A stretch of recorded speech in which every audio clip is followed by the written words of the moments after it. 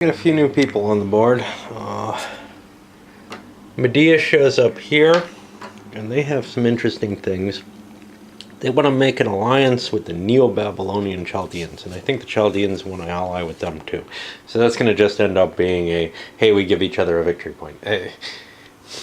It's almost a gimme.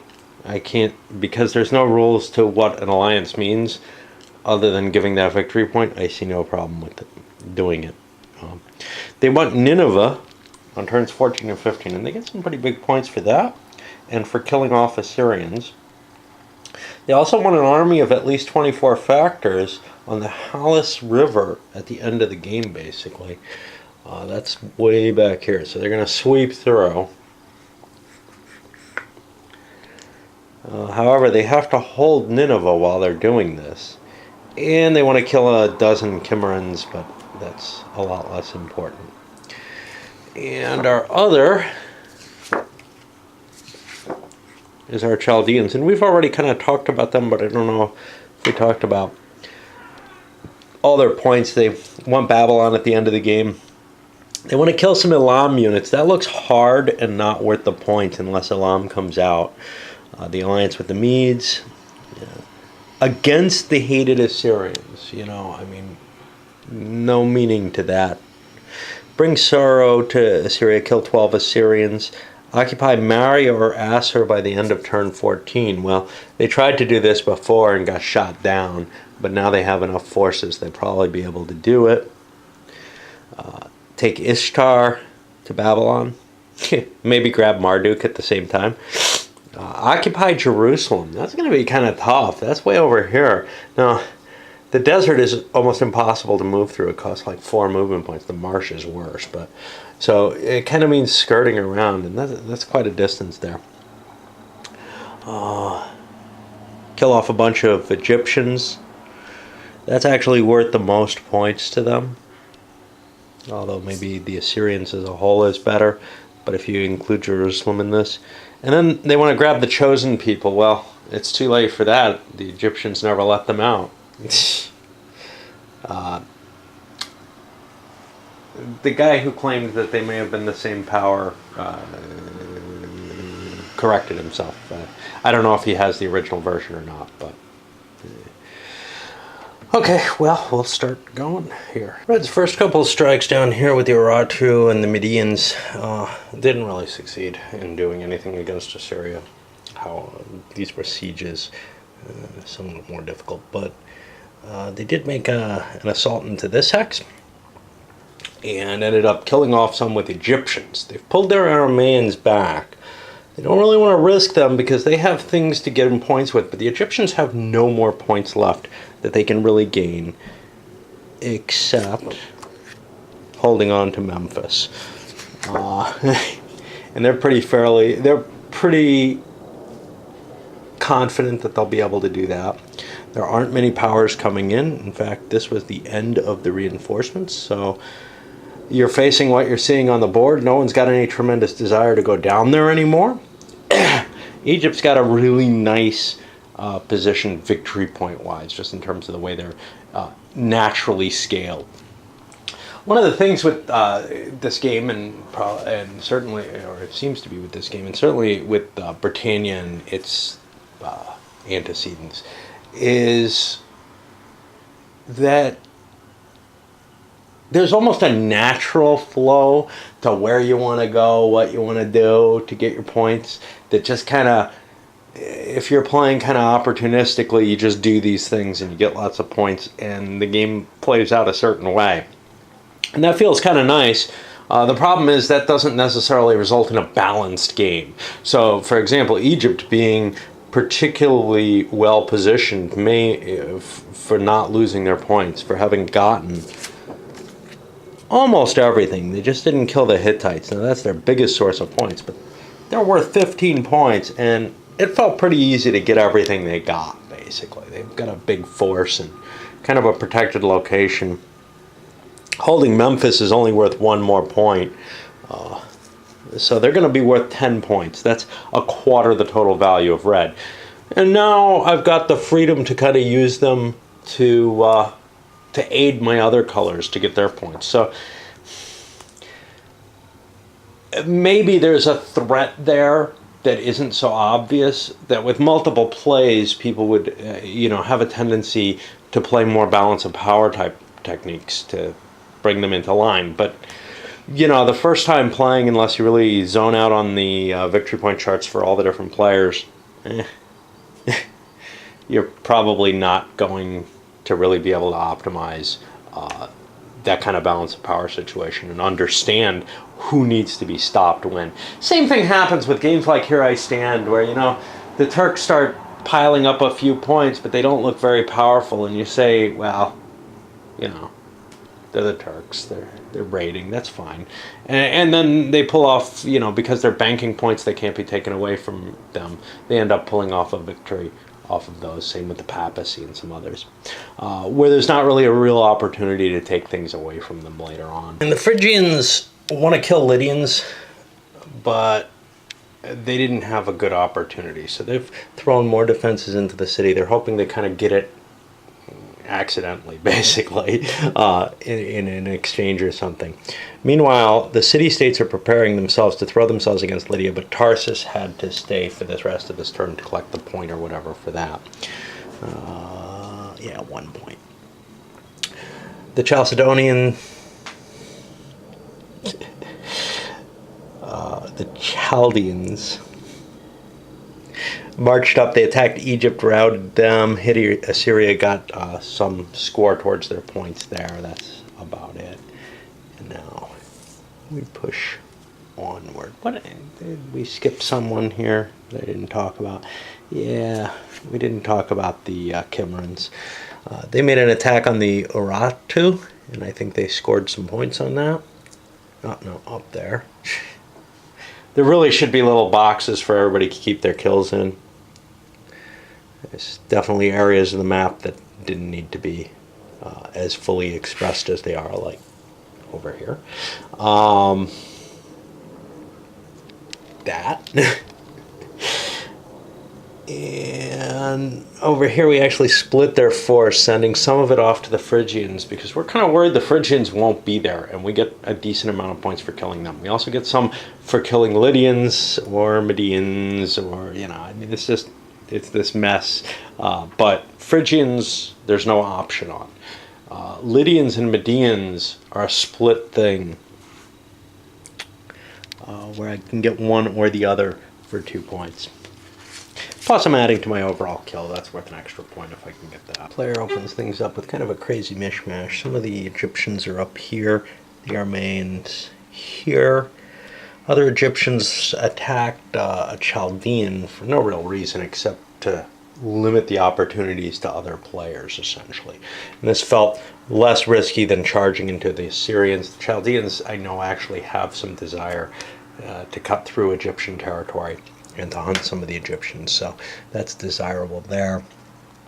The Medians ran up to here. They got to get to Halys. Then they can turn around, maybe kill a few Kimmerans in the way, because that's another goal of theirs. But they're going to let kind of the fight between the Assyrians and these couple of Kimmerans up here. These guys actually want to get out of there, though. I think. I'm not sure, because I see they may have something else they want to kill. And the Urartu came down and slagged one of their units. It's getting hard to tell whose units are where. So these are Lydian kills. These are Urartu. These, I think, are Kimmeran. Assyrian kills here. I guess this is a Babylonian kill because they wouldn't have purple somewhere else, but it might be an Elamite there. I don't know. Not a great turn for this pale purple, purplish color. The Lydians had like a 2-to-1 attack here. The Chaldeans, I don't think I actually rolled this attack. Let me do this one. 10, 16, 22, 28 to 8. That's 3-to-1. Yeah, maybe I did. I know I got an omen on the one. I think I got a no effect on there. All right. They came out just to try to make things bad on the Chaldeans, and part of the reason is Maybe they can entice the Elamites out and try to kill them too or something. I don't know. But it's just a weakening of the enemy. Over here, the Assyrians attacked a Chaldean cav and it retreated, but they also killed a Chaldean here, or a stack, which gets them part of the way towards the victory conditions they want to get for that. And that puts us finally on the blue side. And turn 11 finishes up with mainly the Chaldeans managing to whack themselves some Assyrians. They get their score off that. Up here, the Phrygians don't dare attack, but I am moving the city-states folks over to see if I can kill a Lydian that way.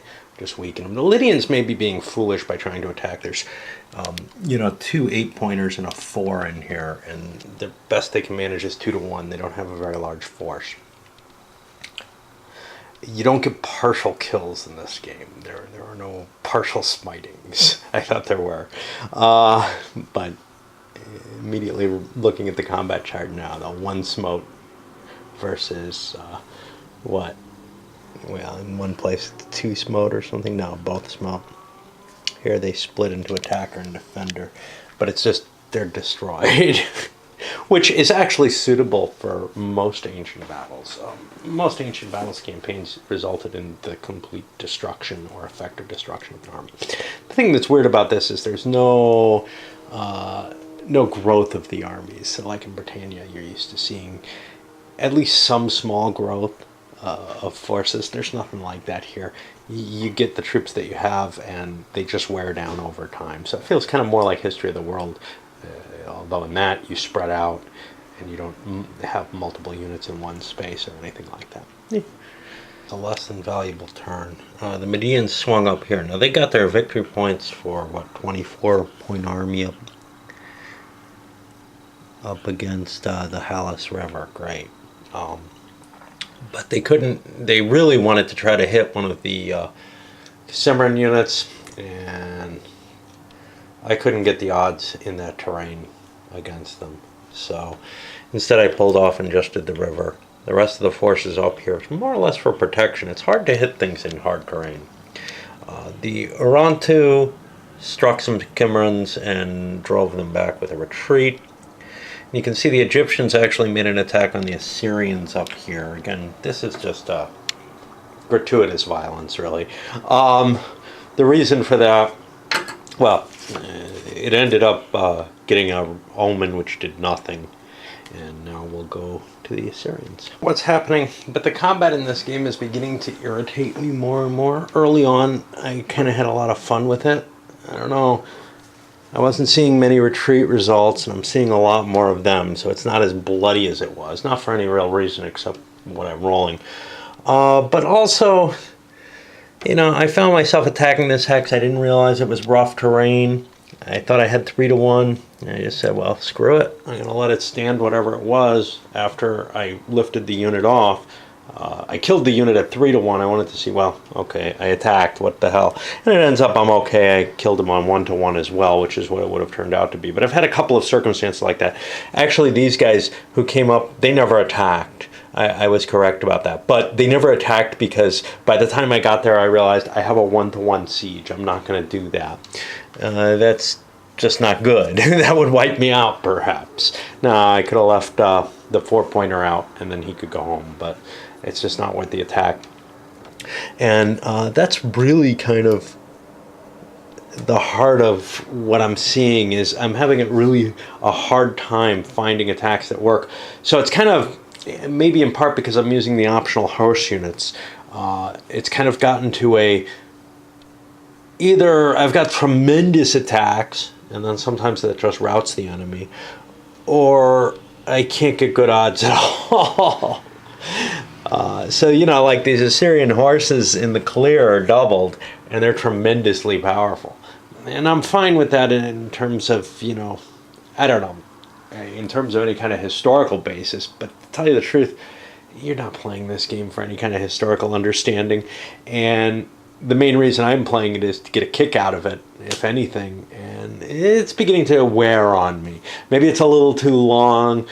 Same feeling I had with Britannia, really. It plays out a little too long for the type of game that it is. And it just, fatigues me. And there's less game here too. Initially, it was pretty exciting to just ram units into each other and start fighting, but I don't know. That smiting and smoting's gotten old fast. Discontent may be the number of powers in play too. You know, Britannia also gets kind of tiresome when there's too many different things in play for too long. Anyway, we finished up the turn with the Chaldeans beating up an Egyptian. I'll put that over here and hope I remember that's Chaldean and not Elamite.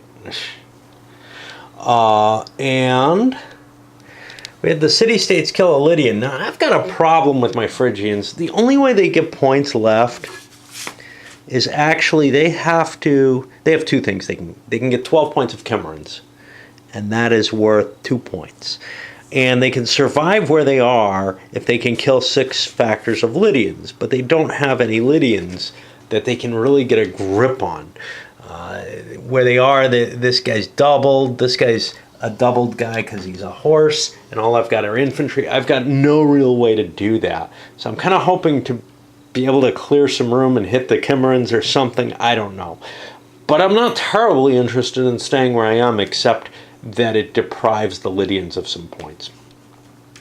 The move here was just a matter of those Assyrians are too tough, so I'll try knocking off some Egyptians. If I can get 12 points of Egyptians, I think it is, I get some victory. If I can get to Jerusalem, but that's a long way away, I get some points, and I'd have to cut through there. And I've got other interests in the same place that kind of make this hard. So I don't have to worry about the chosen people. The Elam I can't take. I gotta make sure that I kill the Babylonians. The other thing that's worth something to me is Ishtar, who's worth 2. Jerusalem's only worth 1. So I have kind of this, killing the Egyptians is worth like 3 points, and it's definitely worth doing, especially since they're close by. But taking Nineveh may be beyond my abilities, or grabbing Ishtar if somebody else runs away with him. It just is feeling like it's kind of getting to this weird kind of stasis. Things are dying, but not in a way that is really, I don't know, seeming to help anyone, I guess. I still feel like I'm just kind of bumbling around now, where before I felt like I had direction. It feels horrible now. Well, the Medians killed off some Cimmerians. The rest of them marched down here, try to get themselves into position to attack Assyria for Nineveh. I just can't kind of decide what to do is the problem. The Cimmerians are worth 2 points. If I kill the Assyrians, that's worth 4, and Nineveh's worth 4. So, but I don't actually think I can get Nineveh. It's too well defended. The Uratru also looked and said, we can't take Nineveh. We're going to go after Cimmerians as well, and they marched up here. And the Egyptians tried to kill a Chaldean and sent it running instead. Our purples, the Lydians knocked off a Cimmerian in an exchange. So the Cimmerians actually got, they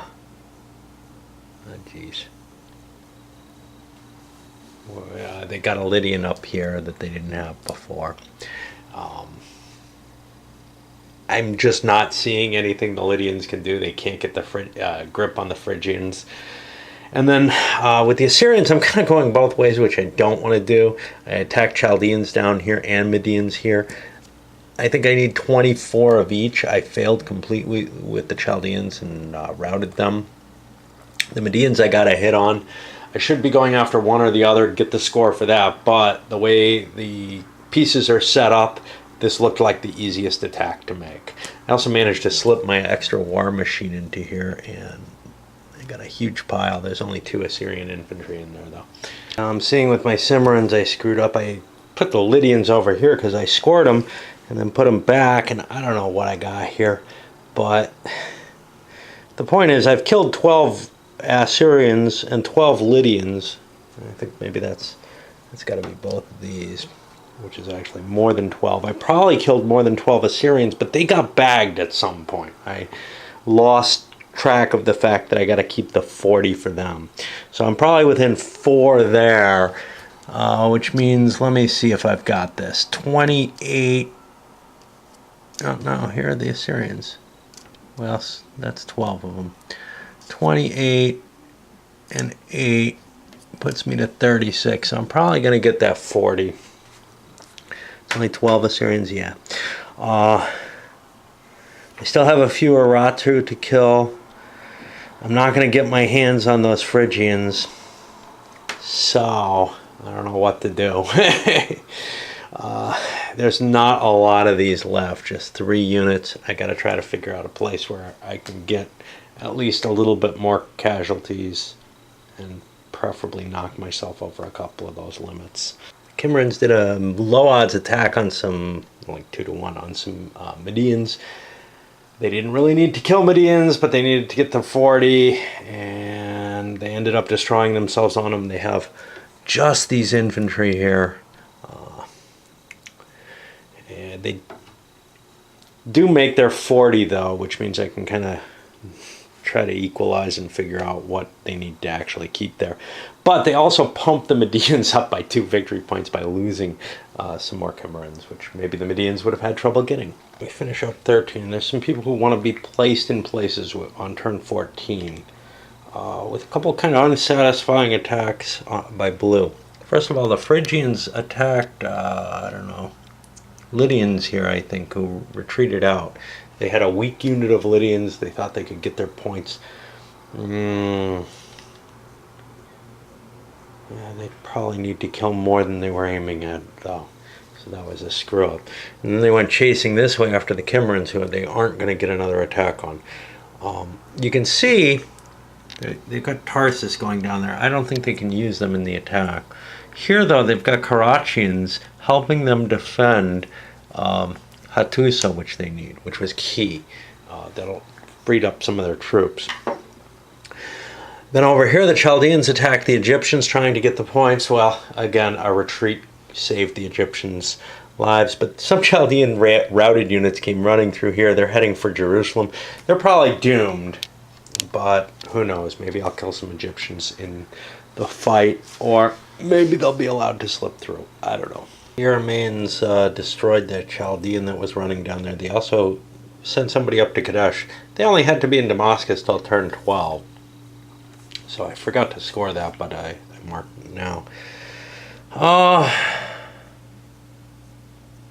What the hell am I doing? I don't know what's up with those Medians.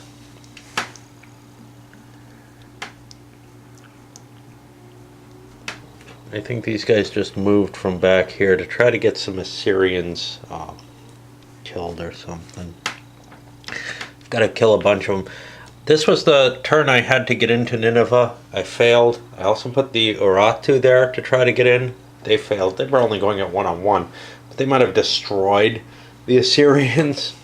Did it in the wrong order, though. And the Egyptians scared off some Chaldeans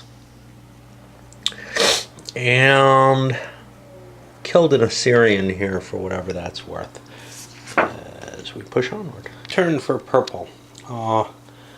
They managed to finish off both the Chaldeans and the Medians for their points. That's quite a few points. I think like 6 points that they got there. Plus the Lydians got an exchange against the Cimmerians, I think. Yeah, scoring the point for that. And they move to Gordium, which they have to possess for this turn and next. They're not going to be able to take the Phrygians out. Maybe I knocked out Phrygians. No, couldn't have been. They're not going to be able to take the Phrygians out. And, you know, I don't know. I think I knocked out Phrygians, actually. Yeah, I think I scored the Phrygians on this. I think the Cimmerians already had been hit. So they're not going to be able to knock them out of Hattusas. That's pretty clear. But on the other hand, I'm not sure the Phrygians, did they get their points? Yeah, see, who got those Lydians? That's...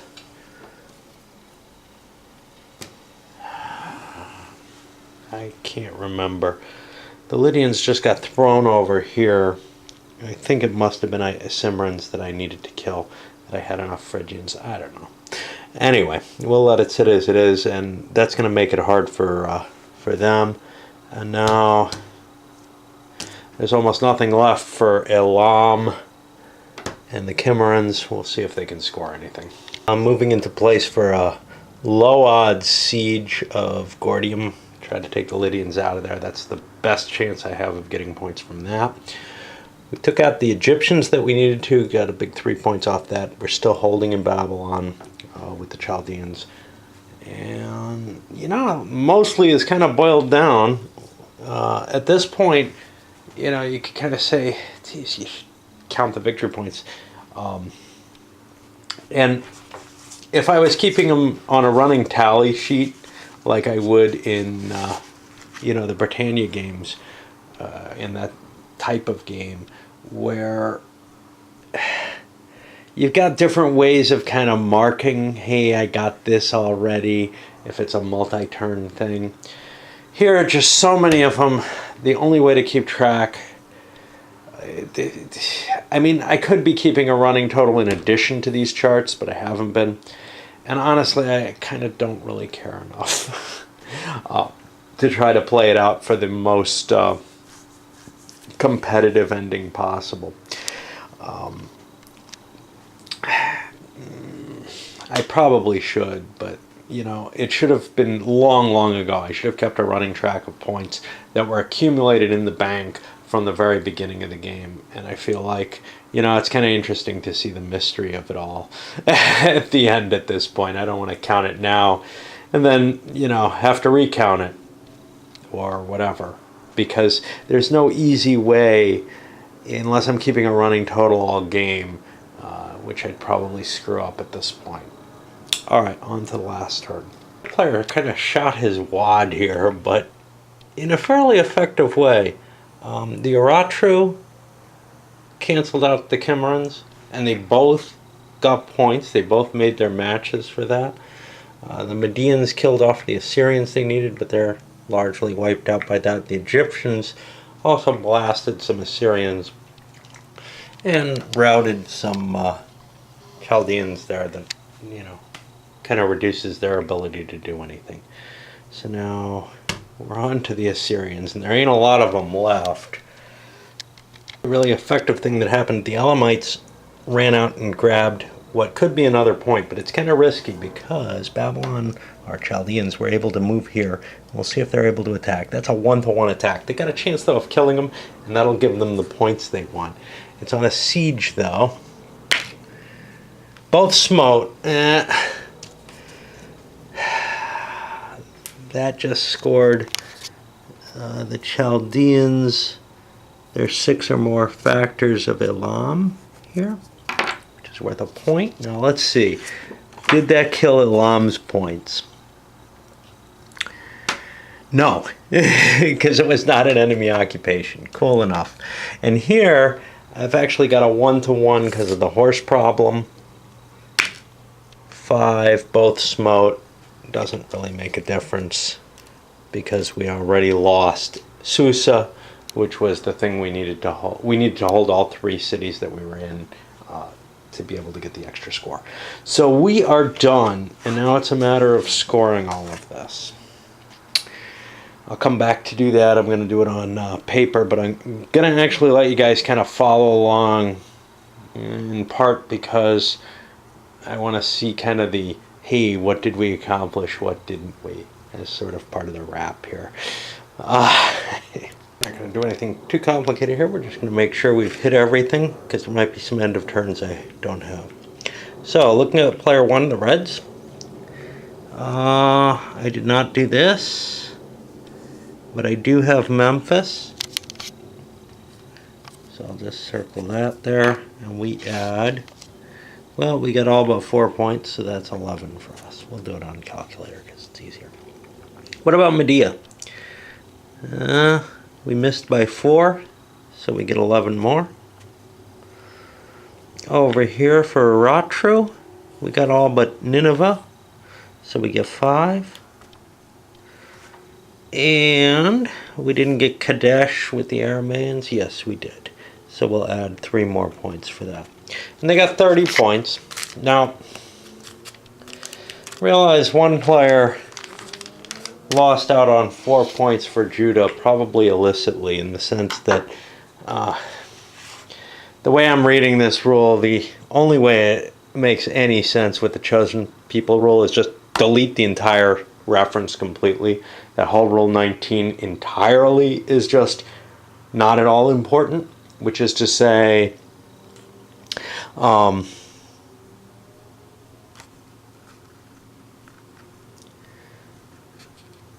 actually, that was only the chosen people counter anyway. The Judah should show up. There's one player blue. So, you know, I mean, I completely screwed up. Nothing says that the Judah counter, that the Judah forces shouldn't show up in there. It's just the chosen people counter, which maybe you could have said shouldn't have showed up. But whatever, you know. We're just trying to get a feel for the game more than anything else. So for player 2 here, he's got piles of points. The Assyrians are so complex. These are all failures. He never killed the Cimmerians that he wanted to. However, Nineveh did not fall.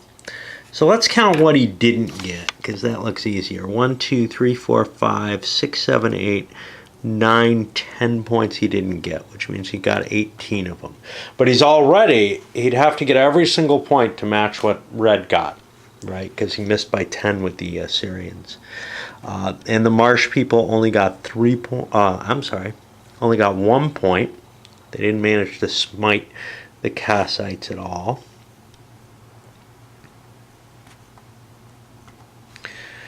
And that's not worth anything.